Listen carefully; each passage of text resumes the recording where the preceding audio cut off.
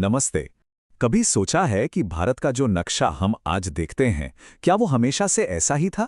जी नहीं, ये कोई पत्थर की लकीर नहीं है, बल्कि एक जीती जागती बदलती हुई कहानी है। और आज हम इसी कहानी के कुछ दिलचस्प पन्ने पलटने वाले हैं। तो सवाल सीधा सा है, आखिर भारत का ये मॉडर्न मैप बना कैसे? और क्या ये फिर से बदल सकता है? इन सारे सवालों के जवाब आज हम मिलकर ढूंढेंगे। तो आज की हमारी चर्चा में हम क्या क्या देखने वाले हैं। सबसे पहले हम समझेंगे कि राज्यों का संघ या यूनियन ऑफ स्टेट्स का आखिर मतलब क्या है। फिर हम देखेंगे कि 1950 में भारत का नक्शा कैसा था। इसके बाद बात होगी कि भारत की बाउंड्रीज को कैसे फिर से बनाया गया।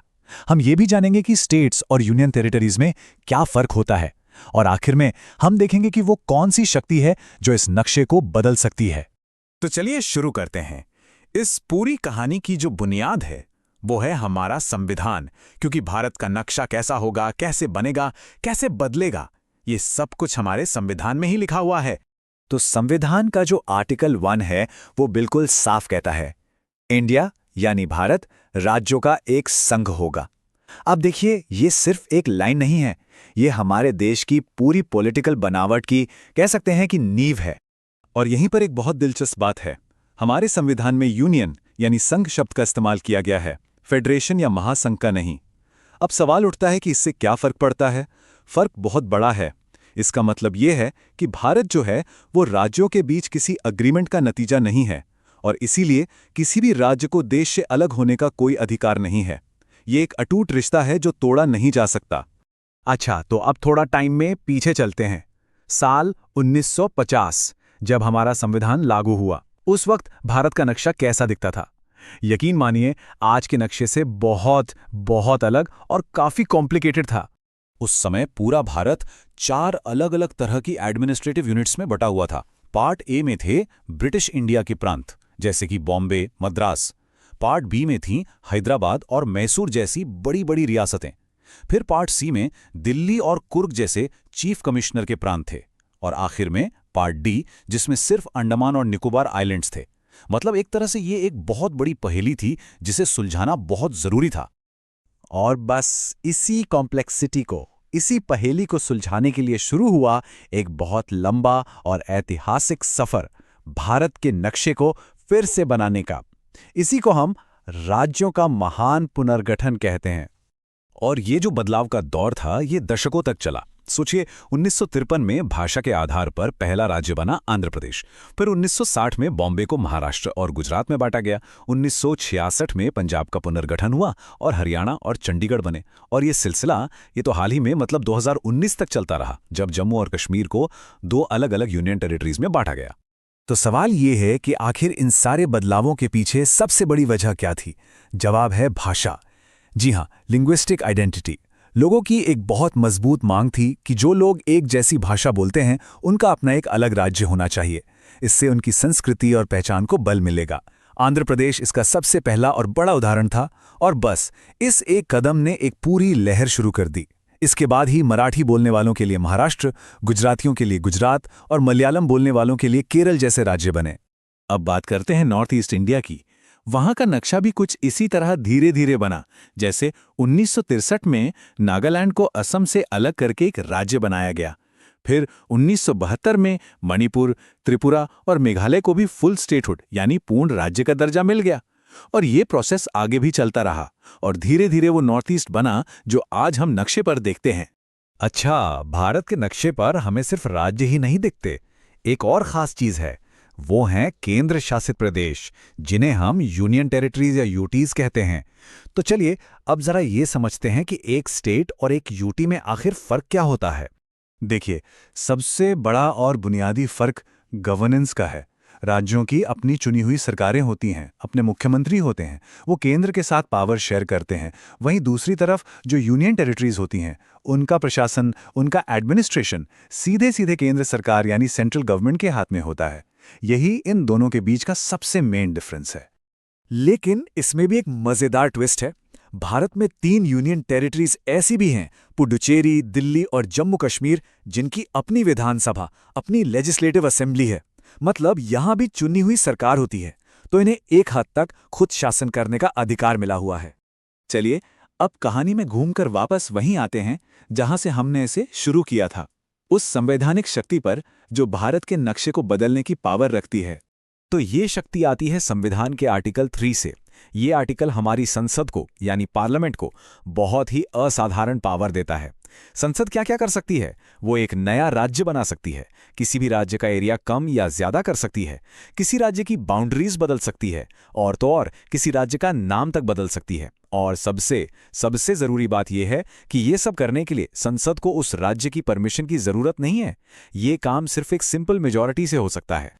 इसीलिए एक बहुत ही मशहूर लाइन कही जाती है जो इस पूरे सिस्टम को समझा देती है। इंडिया एक अविनाशी संघ है जिसके राज्य विनाशी हैं। मतलब भारत एक ऐसा संघ है जिसे तोड़ा नहीं जा सकता, वो अविनाशी है, लेकिन इसके अंदर जो राज्य हैं वो विनाशी हैं। यानी देश को तो कोई नहीं तोड़ सकता, लेकिन देश के अंदर राज्यों की सीमाओं को उन्हें जरूरत के हिसाब से बदला जा सकता है। यूनियन इंडेस्ट्रक्टिबल है, लेकिन स्टेट्स नहीं। तो ये थी भारत के इस जीते जागते हमेशा बदलते रहने वाले नक्शे की कहानी। ये कहानी हमें बताती है कि कैसे हमारा देश अपनी जरूरत के हिसाब से, चाहे वो प्रशासनिक हो, भाषाई हो या फिर भौगोलिक, खुद को हमेशा ढालता आया है। और ये कहानी यहीं खत्म नहीं होती। ये हमें एक बड़े सवाल के साथ छोड़ जाती है कि जैसे जैसे भारत आगे बढ़ रहा है, विकसित हो रहा है, इसके नक्शे पर अगली कौन सी नई लकीरें खींची जा सकती हैं। बिल्कुल भी परमानेंट नहीं है। सच तो ये है कि इसे बनाया ही इस तरह गया था कि जरूरत पड़ने पर इसे बदला जा सके। और ये सब कुछ एक बहुत ही बुनियादी सिद्धांत पर टिका है। एक ऐसा सिद्धांत जो हमारी संसद को राज्यों की सीमाओं को फिर से बनाने की एक असाधारण शक्ति देता है। इसकी शुरुआत होती है हमारे संविधान के आर्टिकल 1 से। इसमें लिखा है कि भारत राज्यों का संघ यानी यूनियन ऑफ स्टेट्स होगा, राज्यों का परिसंघ या फेडरेशन ऑफ स्टेट्स नहीं।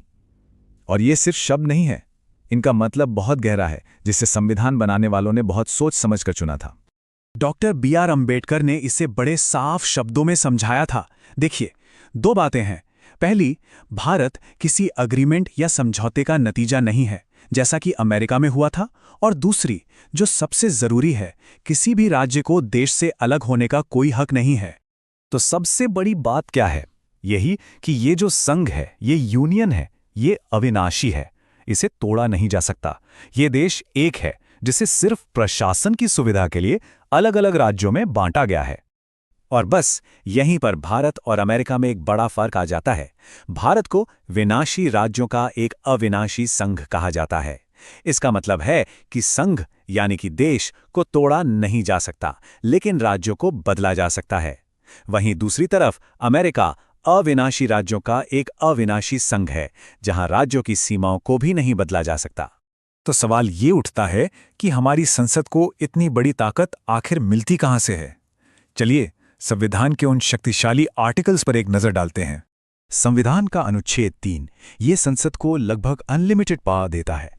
जरा सोचिए, संसद एक नया राज्य बना सकती है, किसी भी राज्य का एरिया बढ़ा या घटा सकती है, उसकी बाउंड्रीज को बदल सकती है और यहां तक कि उसका नाम तक बदल सकती है। लेकिन हां, इसका एक तय प्रोसेस है। ऐसा कोई भी बिल संसद में पेश करने से पहले राष्ट्रपति की सिफारिश जरूरी है, और सिफारिश देने से पहले राष्ट्रपति उस बिल को संबंधित राज्यों की विधानसभा के पास भेजते हैं ताकि वो लोग इस पर अपनी राय दे सकें। और यहीं पर सारा खेल है। राज्य की विधानसभा की राय राष्ट्रपति या संसद पर बिल्कुल भी बाइंडिंग नहीं है। मतलब वो चाहें तो उस राय को माने या ना माने, अंतिम फैसला केंद्र का ही होता है। चलिए अब जरा थ्योरी से निकलकर इतिहास में चलते हैं और देखते हैं कि इन ताकतों का इस्तेमाल करके भारत के नक्शे को असल में कैसे बदला गया है। आजादी के वक्त की तस्वीर आज जैसी बिल्कुल नहीं थी। सोचिए, भारत की सीमाओं के अंदर 552 रियासतें थीं। इन सब को एक देश में मिलाना एक बहुत बड़ा, लगभग नामुमकिन सा काम था। तो 1950 में इस मुश्किल को हल करने के लिए एक कॉम्प्लिकेटेड और कह सकते हैं कि एक अस्थायी सिस्टम बनाया गया। राज्यों को 4 अलग अलग कैटेगरीज में बांट दिया गया। लेकिन ये व्यवस्था ज्यादा दिन चलने वाली नहीं थी और बहुत जल्द ही देश में एक नई और बहुत ताकतवर मांग उठने लगी, खासकर दक्षिण भारत से। और ये मांग थी भाषा के आधार पर राज्यों को फिर से बनाने की। शुरू में तो सरकार इस आइडिया के बिल्कुल खिलाफ थी।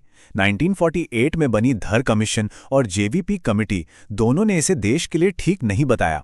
लेकिन 1953 में पुट्टी श्रीरामुलु के 56 दिन के आमरण अनशन और उनकी मृत्यु के बाद सरकार पर इतना दबाव बना कि उसे झुकना पड़ा और तेलुगु बोलने वालों के लिए पहला भाषाई राज्य आंध्रा बनाना पड़ा। इस एक घटना ने पूरे देश में एक लहर पैदा कर दी। इसके बाद फजल अली कमीशन बनाया गया और उसी की सिफारिशों के आधार पर 1956 में राज्य पुनर्गठन अधिनियम यानी स्टेट्स रीऑर्गेनाइजेशन एक्ट पास हुआ। इसने पुराने 4 हिस्सों वाले सिस्टम को खत्म किया और बनाए 14 राज्य और 6 केंद्र शासित प्रदेश। यहीं से आधुनिक भारत के नक्शे की नींव पड़ी। तो क्या इसका मतलब ये है कि संसद की इस शक्ति की कोई सीमा ही नहीं है?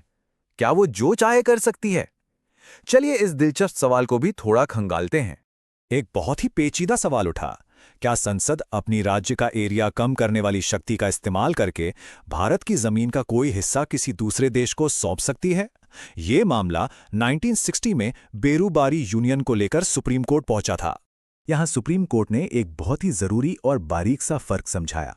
उन्होंने कहा, देखिए, अगर भारत अपनी जमीन किसी दूसरे देश को सौंप रहा है तो उसके लिए अनुच्छेद 368 के तहत संविधान में संशोधन करना होगा।